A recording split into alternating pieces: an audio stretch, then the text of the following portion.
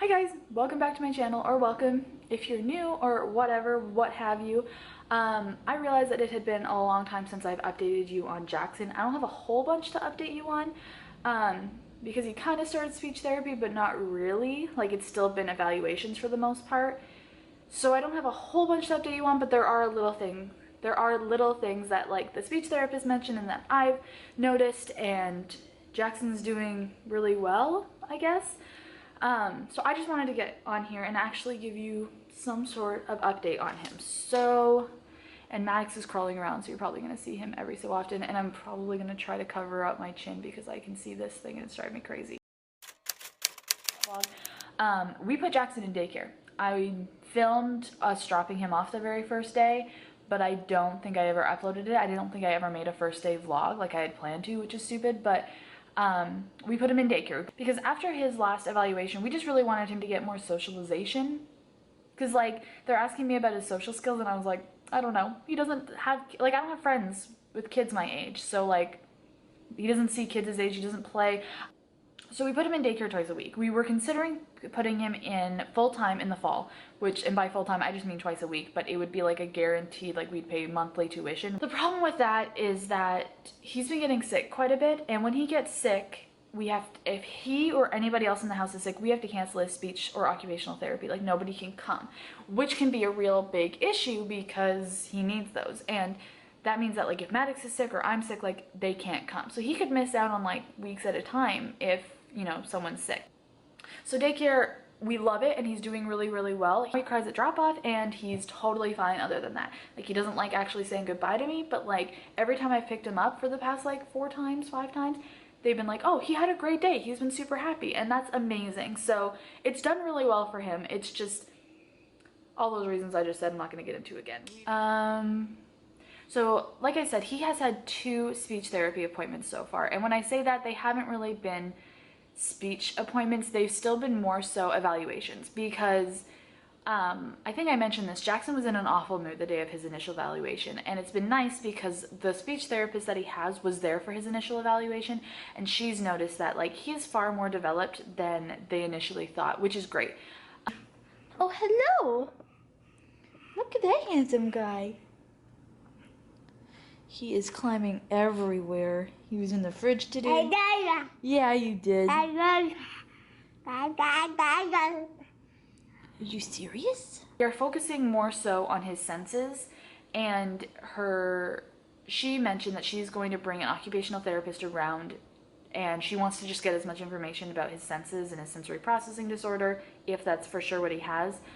She wanted to get as much information about that as she could before she sent an occupational therapist around, because what they're basically trying to do is figure out what is kind of Jackson's personality and what is a behavioral issue that is related to any kind of sensory disorder, because there's something interfering with his learning and they're just trying to target what that is, and they're trying to figure out what they can do differently. They do have things that they do for sensory kids to help them focus and therefore help them learn.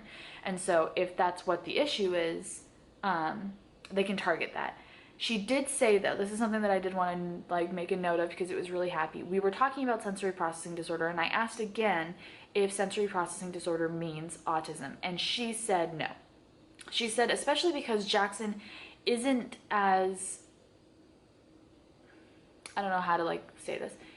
He doesn't have sensory processing disorder as intensely as you might think. She said, you know, a lot of the times they do go hand in hand, but she's like, but in this case, like, I couldn't affirmatively say that, like, for sure say that he has autism, which is great. So that doesn't mean that he's completely out of the woods for autism, like, whatsoever. That doesn't mean that at all. He still very well might have high functioning autism.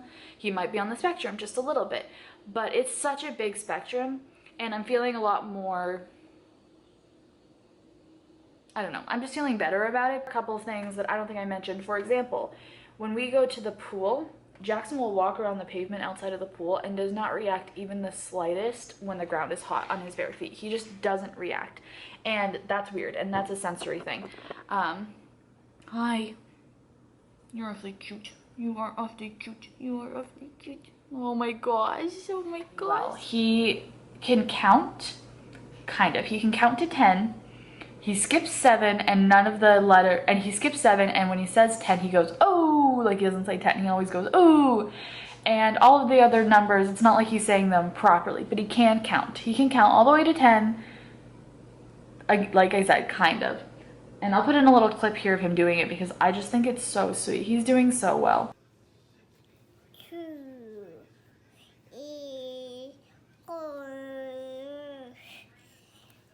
5,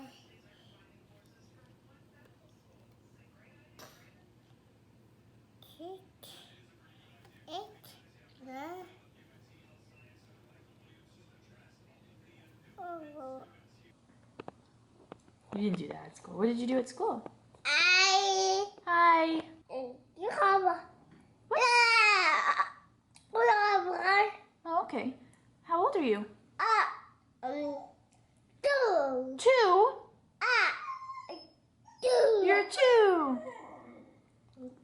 No, you're 2. So yeah, that's my update on Jaxon. Like I said, not too much to report. Since the last video, he couldn't say that he was 2. He couldn't count, and he does know quite a few of the letters in his alphabet book, which is pretty impressive. Like, he knows quite a few. A, G, G, What's that?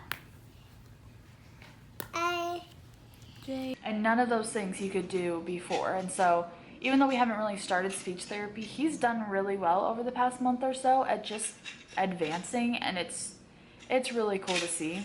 Like, he's still obviously way behind as far as speech goes, but it's really cool to see him learn anything new. But thank you guys so much for watching, and thanks for all of your support. You have seriously been incredible. The comments that I'm getting and the messages that I'm getting are so sweet, and it's amazing to have so much support and people reaching out and saying that they're going through the same things.